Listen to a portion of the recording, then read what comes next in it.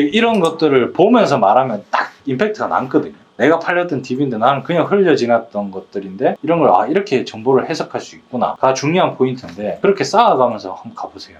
1은 똑같이 하지만 3, 4에 얻을 수 있는 것들을 얻어가야 되잖아요.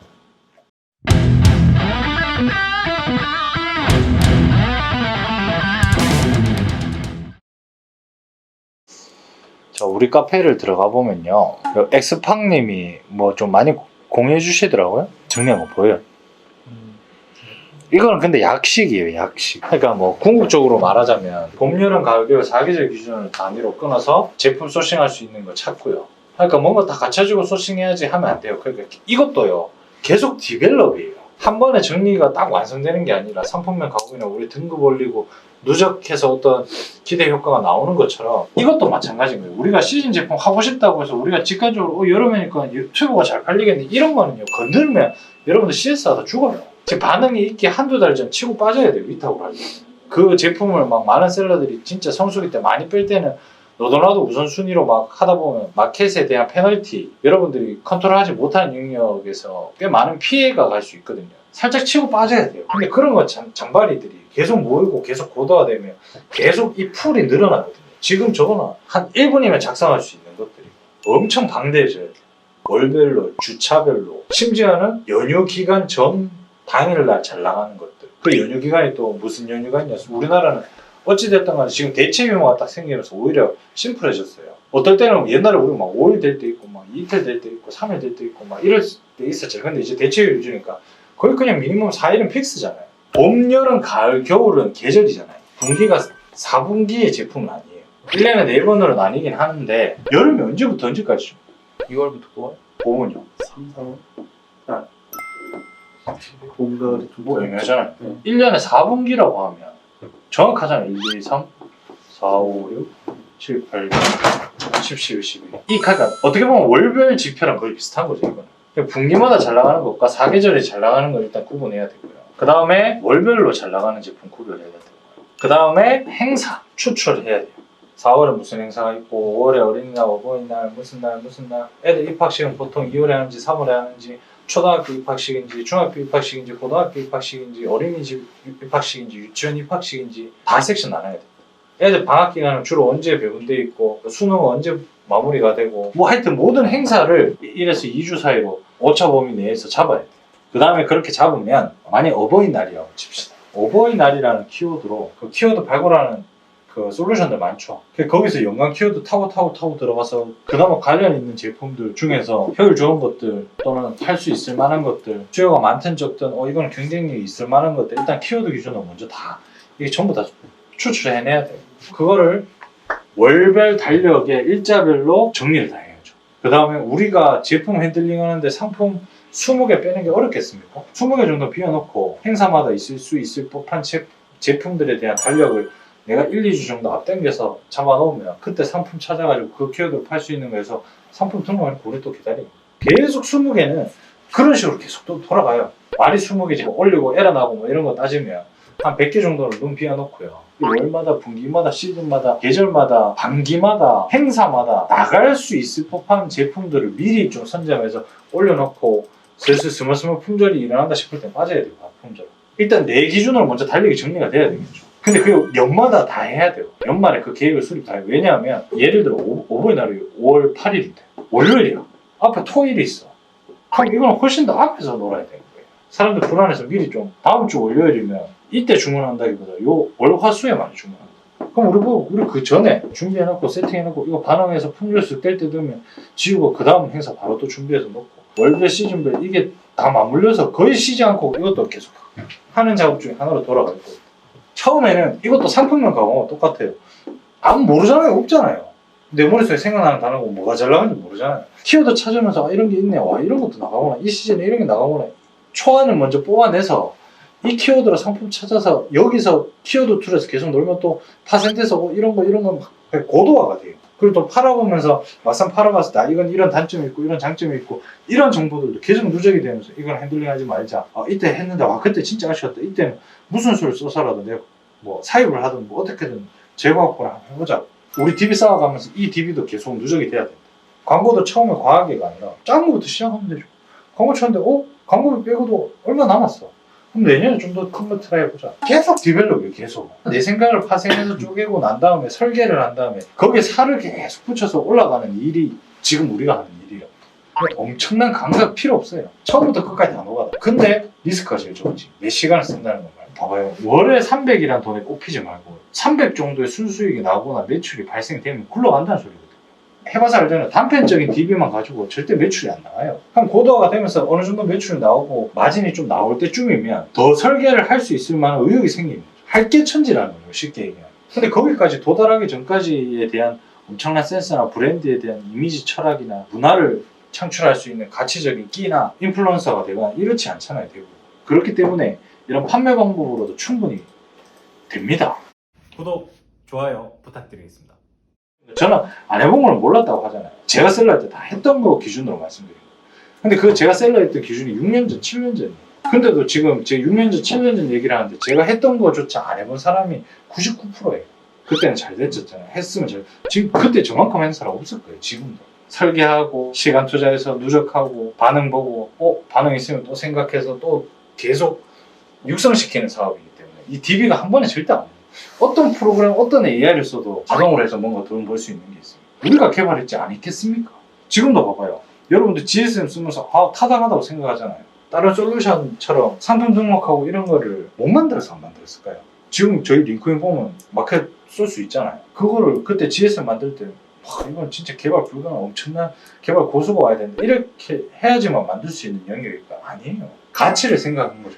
그때 GSM 만들 때는 젠트리도 그렇고 저희도 그랬고 그동안 사이트들의 상품들이 많지 않았을 때 그럼 우리가 이렇게 개발을 고도화 시킨다고 해도 할 상품이 많이 없는데 기능만 고도화 시킨다고 과연 부가가치를 줄 수 있을까? 그러면 일단 판만 벌려놓고 소싱만 할 수 있게 만들어 놓고 그 다음에 기존에 쓰는 솔루션을 쓰던 셀러들이 많으니까 그것만 연동될 수 있고 DB를 다운받을 수 있게만 해놓고 우리는 각자 맡은 역할에서 최대한 상품을 빨리 늘려보자. 거기에 집중하자 해서 GSM 만들어놓고 지금까지 달려왔던 거고 저는 이제 지금 시점에서 다시 셀리어스라는 플랫폼을 판을 벌리려고 힘들어요. 초반에 말씀드렸잖아요.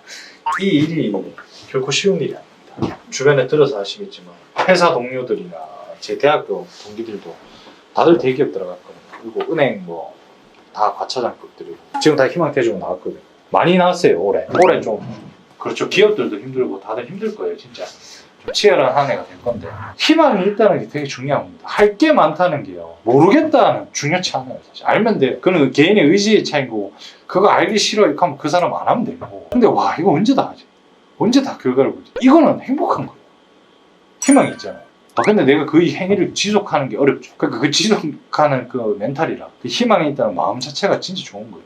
우리도 사업하면서 잘 봐봐요. 제가 셀러를 많이 안 했어요. 셀러가 어떻게 우리 소싱을 했을 때 뭐가 불편하고 아주 사소한 어떤 한 포인트 때문에 떠나고 이런 거에 대해서 만약 모르는 사람이라고 치면 뭐 사람을 모을 수 있는 능력도 있다고 가정하고 사람 모으고 도매 사이트 열고 상품 수입해가지고 사진 찍고 올려놨어. 근데 매출 올라가는 게 내 마음에 안 들어. 그 다음에 액션이 있을까요? 이 대표가 뭐 해야 될지 모르는 거예요. 그냥 끝난 거예요. 거기서 이거 답이 없네. 더 큰 리스크를 껴안는다고 무조건 좋은 게 아니고요. 더 큰 리스크를 껴안으려면 진짜 완벽하게 내가 자신 있어야 돼. 저는 피로 아직 돈 안 되지만 할 게 많아요. ERP로 적정 재고 유추해서 최적의 효율을 뽑아내면서 상품 5,000개까지 쌓는 게 제 목적이거든요. 종류로. 근데 그 가는 길에서 해야 될 게 너무 많아요. 돈을 얻는 건 1차적인 문제죠. 제가 해결해야 될 문제인데 제가 돈만 구해가지고 이 행위를 했을 때에 대한 기대 효과도 보고 싶은 거예요. 가만 생각해보면 지금 솔루션 이렇게 많고 도매 사이트 이렇게 많은데 재고를 안고 진짜 도매 사이트 하는 사람이 손에 꼽히거든요. 10손가락 안에 꼽혀요. 진짜로 물건 가지고 하는 사람들 10손가락 안에 꼽히거든요. 그렇다면 이 많은 솔루션은 계속 파생돼서 생기는데 이 사람들은 뭘 원하냐? 상품을 원해. 상품을 가진 사람한테 공급받길 원하는 게 모든 솔루션, 모든 중개물, 모든 이 서비스만 하는 사람들이 원하는 거거든요. 유튜브에서 저처럼 제보되고 하는 사람이 있습니까? 없어요. 근데 그 사람들이 결국 원하는 게 뭘까? 셀러는 자기들이 어떻게 붙일 수 있고 솔루션 월 사용료는 어떻게든 내가 만들어낼 수 있는데 그 솔루션에 돈을 받으려면 팔 상품이 있어야 되잖아. 좋은 상품은 어딜 가나 원하는 겁니다. 그러면 저는 생각했죠. 내가 셀리어스 자리 잡을 때까지 못해도 한 5년 걸린다고 치면 정말 열심히 했을 때 그때까지 뭘로 버티지? 돈을 많이 번다고 버틸 수 있는 게 아니거든. 고정적인 자산 이 계속 자본 흐름을 하려면 남들이 하기 싫어하는 리스크를 내가 또 앉아.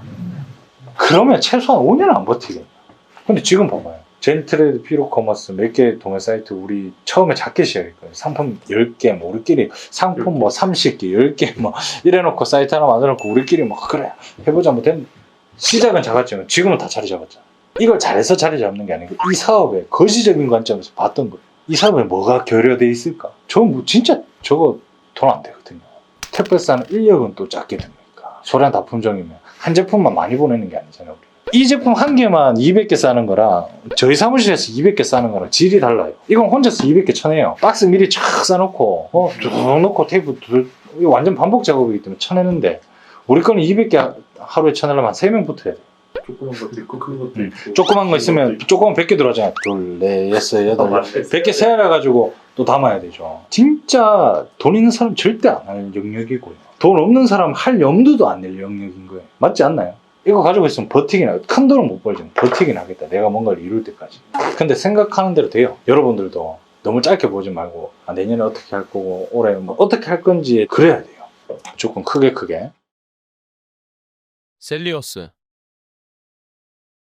다오님 지금 셀리어스 말고 다른 도매 사이트 쓰는 거 DB를 한 몇 개 정도 모았어요? 정확하게 한 5,000개 넘어요. 5,000개 넘고 그 5,000개는 내가 팔아와서 주문 이행했을 때 괜찮은 공급사들을 나름대로 추린 게 5,000개 정도 된다는 거죠. 아, 공급사를 따로 모으진 않았고. 응. 요즘은 공급사를 포함해서 하는데 이 상품이 이 공급사다, 이 상품이 이 공급사다 매칭은 안 돼 있으니까 그렇죠. 그거는 모르지만 그래도 제 나름대로 공급사 코드는 다 적어놨죠. 안 적어놨나? 그냥 상품 코드로만 다 정리되어 있나? 그렇죠. 이 상품을 봤을 때 딱 이 공급사다, 이 상품 봤을 때 이 공급사다라는 거는 엑셀에 따로 정리가 안 돼 있으니까 모르고 코드 치면 어차피 공급사 나오니까 그렇죠. 근데 그렇게까지 정리를 하면 진짜 좋긴 한데 그게 일이 많지. 일이 엄청 많아지니까 일이 많지. 그게 왜냐면 그게 주문 솔루션 안 써서 그래.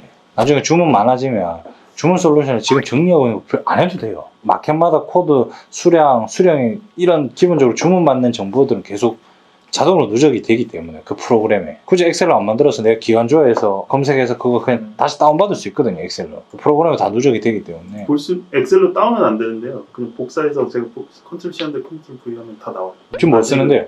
저는 샷마인. 아 샷마인 써요? 네. 아 샷마인 엑셀 다운 안 돼요?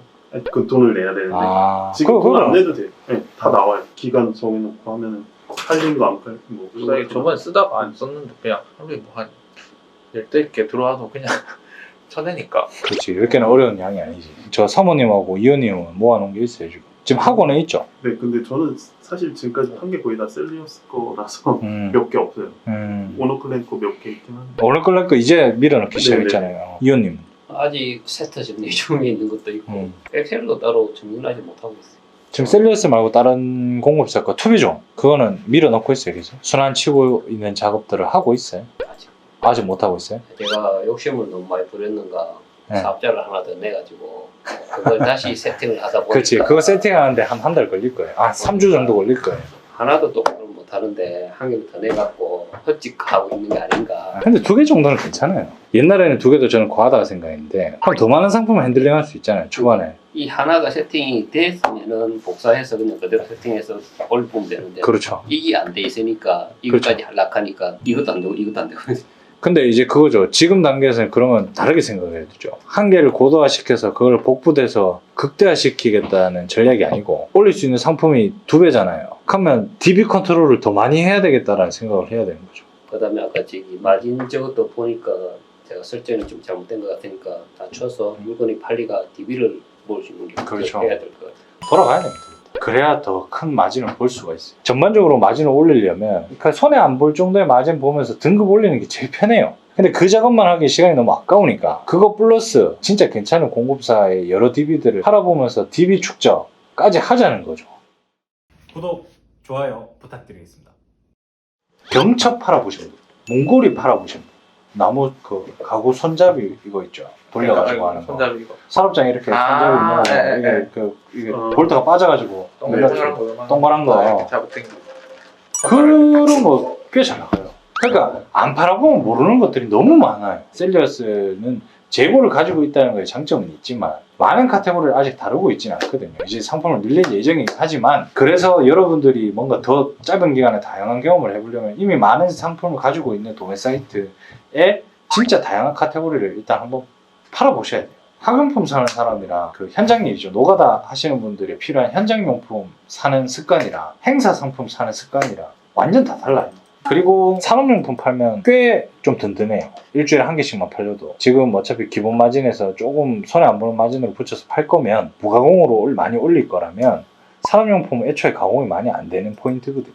어차피 내가 무가공으로 지금 전략을 쓸 거고 그럼 모델명이 박혀 있어도 그대로 올라갈 거고 근데 또 나도 손에 안 보는 최저가 전략을 일정 이상 쓸 거야. 그럼 세 삼박자가 다 맞아 떨어지잖아요. 지금. 그러면 오히려 그런 제품 위주로 공략을 하는 것도 나쁘진 않아요. 근데 가져올 때 일단 잘 가져와야 되겠지만 거기서 내가 볼 수 있는 마진 설정에서 안 나가면 그냥 지우면 돼요. 나갔는데 주문 처리했는데 잘 돼요. 그럼 이 공급처는 공급가도 좋고 주문 처리도 잘한다는 거잖아요. 다 반증이 돼요. 다 검증이 돼요. 그러니까 내가 최저가를 안 보면 안 팔려도 안 팔리는 이유가 너무 많은데 꼭 굳이 최저가를 계속 팔자는 게 아니라 잡고 가면 이런 거예요. 도시바 햄머 드릴을 내가 파는데 내가 뭐 산업용품 카테고리 5,000개를 봤는데 그 안에 섞여 들어갔는데 최저가로 팔았는데 주문이 좋아. 주문이 잘 들어와. 이 도매 사이트에 여러 공급자 중에 그 물건을 공급한 공급자의 제품이 도도도매나 도도도도도도매가 아닐 가능성이 높겠죠. 이 제품의 구매 습관은 어떻습니까? 이미지 보고 삽니까? 도시바 특정 모델을 치고 들어와요. 그러니까 변별력 줄 수 있는 포인트가 없다고요. 가격 말고는. 그 공산품들은 모델명이나 그런 걸 치고 물건을 구매를 한다고. 그때 저번에 노트북 사는 구매 습관 얘기했잖아요. 그럼 노트북 사는데 좋은 노트북에서 썸네일 이쁜 거 안 사잖아요. 오프라인 매장 가서 노트북 한번 써보고 삼성 무슨 모델 칸 모델명 딱 기억해놨다가 네이버에 쇼핑에 딱 쳐서 최저가인데 썸네일이 액박도 상관이 있습니까? 최저가면 사잖아요 그냥. 근데 도시바 모델을 내가 지금 전략이 백마진 안 나는 최저가고 상품명 기본 상품명 쓸 거고 그 전략을 써서 주문이 잘 들어온다는 거예요. 그러면 내가 공급받았던 가격이 괜찮은 가격이라는 얘기고 공급받은 가격 자체가 소매가보다 비싼 공급가들도 많아요. 근데 내가 최저가 정해서 올렸는데 주문이 막 들어와. 그럼 이 가격 경쟁력이 굉장히 있다는 소리거든요. 그럼 이 공급사는 괜찮을 가능성이 있다는 거죠. 이것도 사실은 제가 뭔가를 가르쳐 드리는 게 아니라 그 최저가 전략 툭 던져주면 그 안에서 막 이렇게 해보면서 주문 들어오고 주문 들어온 거 내역들 쫙 펼쳐보면서 이거 주문 들어왔네요. 기본 상품인데 왜 들어왔을까 검색해보면서 우리끼리 스터디하면서 알아가는 게 제가 그린 그림인데 생각보다 지금 네 분이 진도가 너무 안 나가서 이런 것들을 보면서 말하면 딱 임팩트가 남거든요. 내가 팔렸던 팁인데 나는 그냥 흘려 지났던 것들인데 이런 걸 이렇게 정보를 해석할 수 있구나가 중요한 포인트인데 그렇게 쌓아가면서 한번 가보세요. 1은 똑같이 하지만 3, 4에 얻을 수 있는 것들을 얻어가야 되잖아요.